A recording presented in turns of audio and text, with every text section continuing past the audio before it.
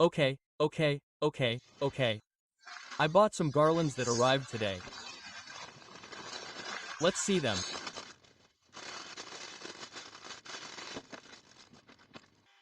Okay, how they work. This is a solar panel, or rather, it has a button too. Connect and disconnect it. If we connect it, it turns on. If we disconnect it, it turns off. But if we connect it and there's light, it turns off. When it's dark, it turns on. The light comes on, it turns on. Okay, then it flashes because it has a mode button that changes modes.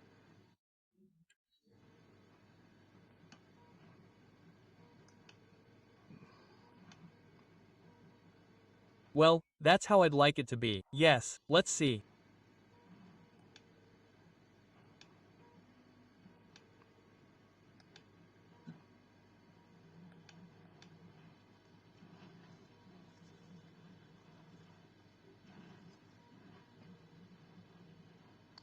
Let's stop it.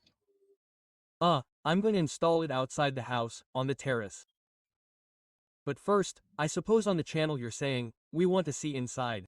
Well, let's see inside. Let's see what it has. Let's see what we find inside.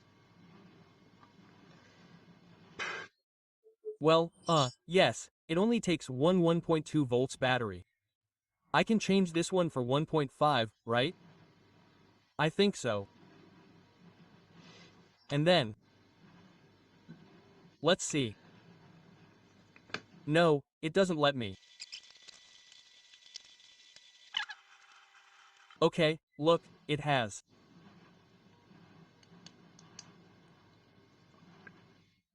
The connect button, the mode button. Okay, a wire comes out of the panel and another one comes out.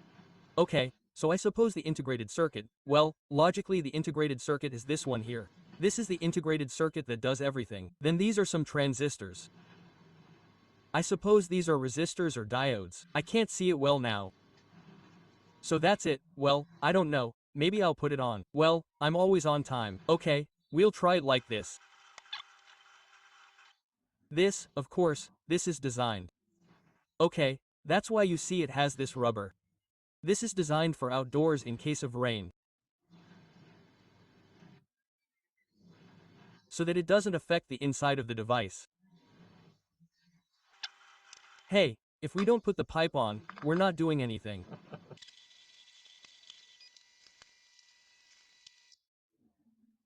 Well, I'm going to put the string from the antenna mast to the other side of the wall with this wire. First, I'll pass this wire and put the garlands on.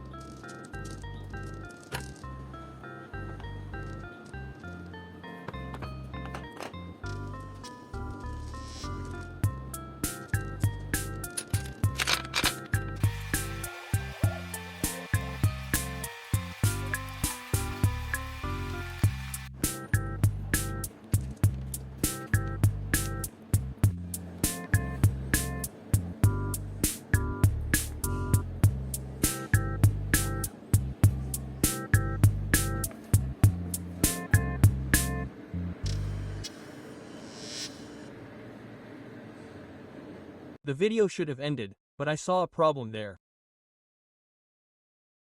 At 5 in the morning the LEDs had turned off and I said, but, let's see, couldn't I power this? Or, well, let's see. First of all, let's see the battery capacity. The battery capacity is, as it says here, 600 mAh, which means that, well, we'll have to find out the consumption. Let's see. Right now the battery gives me 1.3 V.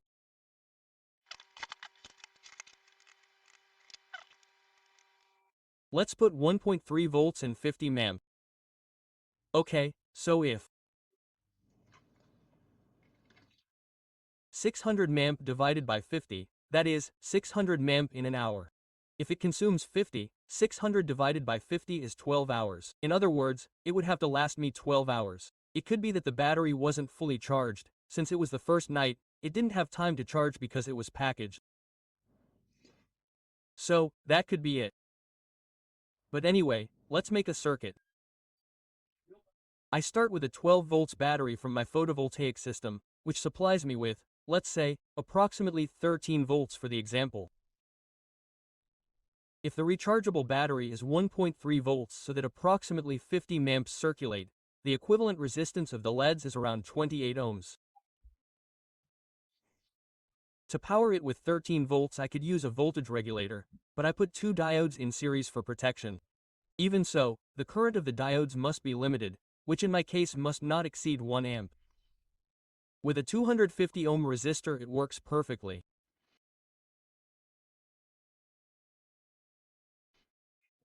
In fact, only 600 microamps would circulate through the diodes and almost 50 mAh through the LEDs. But be careful, the 250 ohm resistor must support more than Whoa. So it occurs to me to put 4 1/4 W resistors in parallel so that everything runs more smoothly and as icing on the cake an LED indicator that it is working.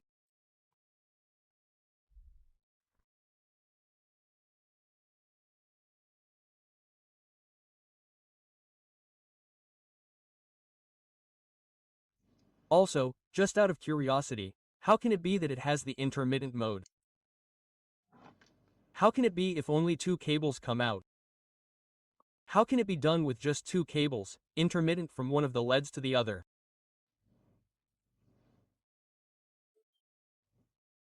Well, that could be, let's say, it should be that reverse current flows, that is, at one moment direct current from one to the other and then reverse current from the other to the other, that is, the polarity changes.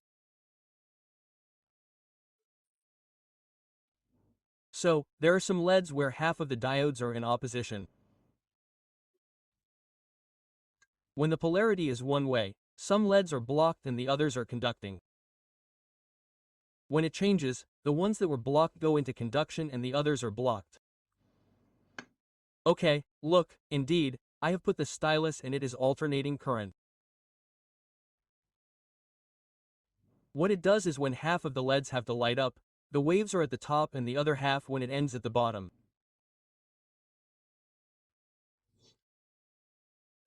The amount of lighting, the more energy there is, the more open the wave is.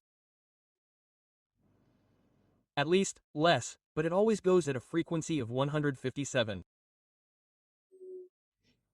157 Hz. We change mode.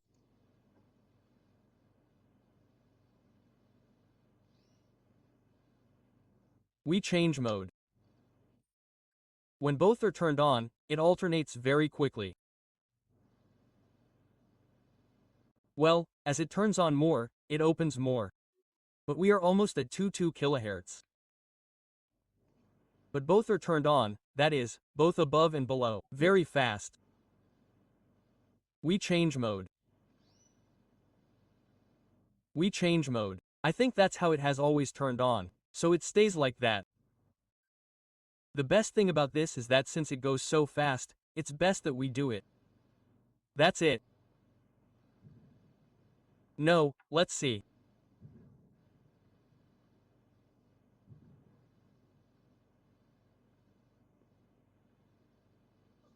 Yes. It is alternating current directly squared because both go at the same time.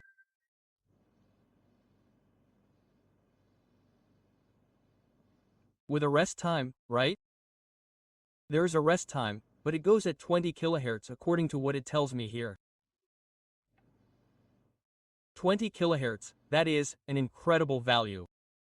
Our eyes do not perceive it and we see the two parts of the ones in operation.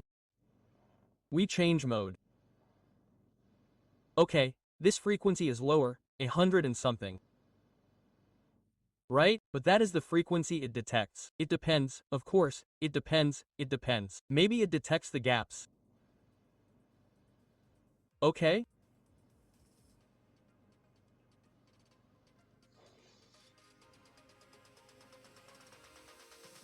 Well, now the video is over.